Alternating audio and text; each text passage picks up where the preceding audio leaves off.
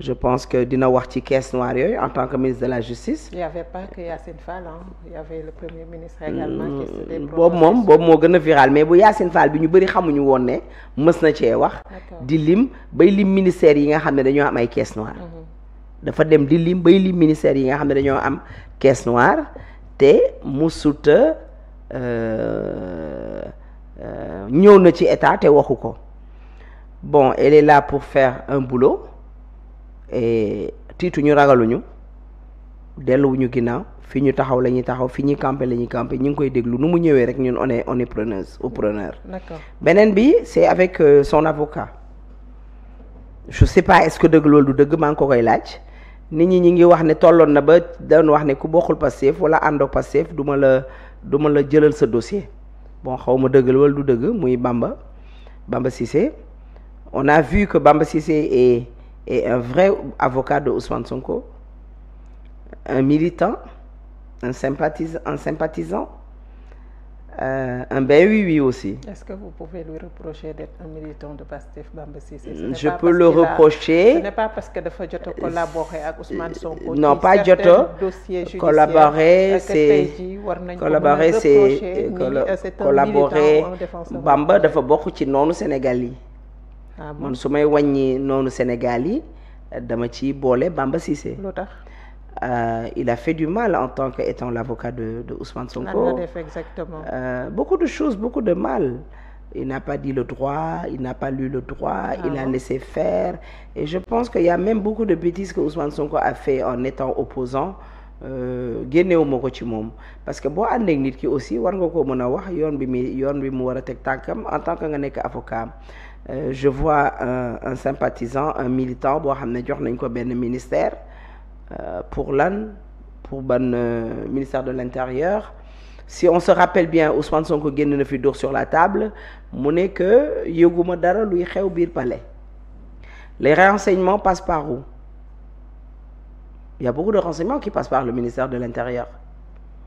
dama wax noonu rek waxuma dara nag dama xalaat daal ne xam naa ne Ousmane def na fi benn crise de voilà génn ne il ne sait rien xamul dara te lépp dafa war a leer lépp dafa war a di jaar ci loxoom dafa war di xam benn waa Pastef dafa war di toog ci li ñuy waxtaane grande décision yi maanuwut moom mënta toog foofu parce que maanuwut si on se rappelle bien dama koy dugal benn parenthèse bi mu demee Mauritanie gisanteeg le président mauritanien ba mu bëggee yónnee ci Diomaye dafa bàyyi ba Ousmane Sonko ñibbisi mu yónni premier ministre te def naa bu maanu woon affaire bi du action bi du demee noonu. D'accord. Mais daal avec Bamba Cissé peut-être il est en mission il est en mission commandée et on va voir qu'est-ce que ça peut rapporter mais daal xel ñaaw na ndax Ousmane kaasoon na fi daal ne xamul dara te nag ministre de l'intérieur lu bëri fa lay jaar secret yeeg élection yeeg yëpp lay jaar. xel tey na xel ñaaw na sama yaram daw na mais bon on verra ce que ça va donner. Ndeye, on verra Ndeye remaniement ba réaménagement nga ko tuddee. voilà mais du remaniement wala remaniement bi sur la forme ndax jàpp nga ni le gouvernement Sonko mën na indi des réponses aux attentes yi nga xamante ne ni les Sénégalais ñu ngi koy xaar par rapport ak leur vécu par rapport ak le quotidien des Sénégalais la demande sociale également ndax le remaniement bi nga xamante ne ni moo am jàpp nga ni dina indi les réponses wala il est beaucoup plus politique. Bon xam nga si on se rappelle bien am na benn conférence de naka nu mu tudd seen li ñuy def par mercredi kii de ministériel conseil des ministres bu fi amoon on se rappelle bien Ousmane Sonko a crié haut et fort que yéen liggéeyoo leen que vous ne foutez rien du tout. yéen ñan. ñoom ministres yi. Tu te rappelles pas de cela? Tu te rappelles? Le fait que mu toog biir palais mu ne nit ñi liggéeyuñu liggéey bi doxul nangam a nangam et ils vont rendre compte man par rapport ak loolu yaakaaroon naa ne bu ñu yëngalee gouvernement bi. Ce sera un remaniement d'une grandeur ñëppay tëb parce que il parlait avec tout le monde Ousmane me dit que son gouvernement ne fonctionne pas. amul kenn ku nekkoon à l'abri de ces critiques là. Mais bien sûr, parce que waxul le ministère bi il parlait de tous les ministères, que ces gens-là ne foutent rien, que ces gens-là ne travaillent pas. Man loolu la ma wax. Et c'est ça que j'ai compris. Et par rapport à ce remaniement-là, où je pensais que day nekk un truc de grandiose, Maïmouna Dièye dafa waroon a tëb. lu tax Maïmouna Dièye, moi surtout li ma gis ci ñàkk compétence am ak liggéeyam fi may dem mooy ci xale yi taxawaalu ci mbedd mi. Et on se rappelle avec Ndeye Saly Dieng Diop, on se rappelle avec l'autre dame, je sais pas comment elle s'appelle, Fatou Diané, presque loolu dañoon na fi. Parce que lu tax xale yi tu sais que xale yi bu ñu leen jëlee fi leen yóbbu dañuy fay ñooñu.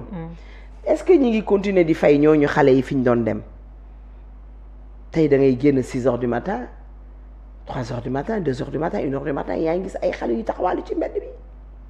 Et là c'est le travail de Maïmouna Dièye. Elle ne fait rien pour des femmes qui n'ont pas où habiter, qui ne sont pas à l'abri, même boo dee étranger. Solidarité nationale. Même boo dee étranger. boo nekkee ci dëkk bi wax nañoo ut solution boo xam ne même bu ñu lay delloowaat sa dëkk waroo fanaan ci mbedd waroo taxawaalu ci mbedd. Mais on voit des familles entières dormir dehors. On voit des familles entières yu taxawaalu ci mbedd mi. Mais malgré ces critiques là gis nañ ni de son portefeuille dafa gën a yokk. C'est une vraie Pastef. Élément Ousmane la vrai Pastef la moom dinañ ko yéex a laal wala buñ koy laal dañuy def comme Yacine Fall mooy jigéenu Pastef maanaam ci le noyau dur de Pastef benn femme mu ci nekk muy moom le noyau dur boo déggee ñu wax juddu Pastef man bi may xam Pastef 2017 2018 2019 y a que Maïmouna Dièye elle est récompensée ah. Ah oui. Y a que Maïmouna Dièye qui était comme femme là-bas. jóge dëkk ak dëkk ñëw dëkk ci Sénégal je pense qu'elle habitait Genève xaw ma fan la dëkkoon dëkku fi woon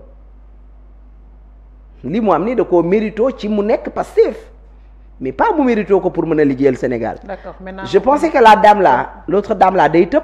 kon fi ñu nekk nii tollootuñu ci mettre les hommes qu'il faut à la place qu'il non faut. non mais Ousmane wax na ko fële Ousmane waaw Ousmane wax na ko Ousmane wax na ko Italie lu mu wax Italie mu ne parti état du loolu la wax parti état xaw ma nu mu ko tuddee seen affaire boobu nga xam ne seulement le Pastef qui doit il dit que ça se passe aux États-Unis c'est pas vrai Ousmane Amérique amul parti état. L'État n'est pas un parti. Non. demeewul noonu aux États-Unis peut-être dëkk yi muy am mooy Chine dëkk yi muy am mooy Corée moom ñooñu lay jël pour exemple. D'accord. Ousmane xam nga Sénégal dañ naan la dictature rampante la dictature n'est plus rampante elle est là. Mais nag dafa am ci ñu mu jàpp ak ñi mu jàpp parce que xam nga ñun moom dictature boobu ñun moom këf yóbbuwuñu. Alors mais la ministre l'autre la jeunesse. ban jeune moo gis boppam ci ministère boobu je vois des jeunes yoo xam ne ñi ngi taxawal ñoo xam ne Pastef la ñu nekkoon ñi ngi taxawal seen benn plateforme pour dénoncer le fait que ñu nekk ay jeunes et gisuñu seen bopp ci ministère de la jeunesse du sport qu'est-ce qu'elle rapporte à ce Sénégal-là elle n'a pas la voix elle ne peut pas parler xamul lu muy wax mais c'est sa part du gâteau. portefeuille am wàññeeku na également. Oui mais c'est sa part du gâteau tu sais la culture.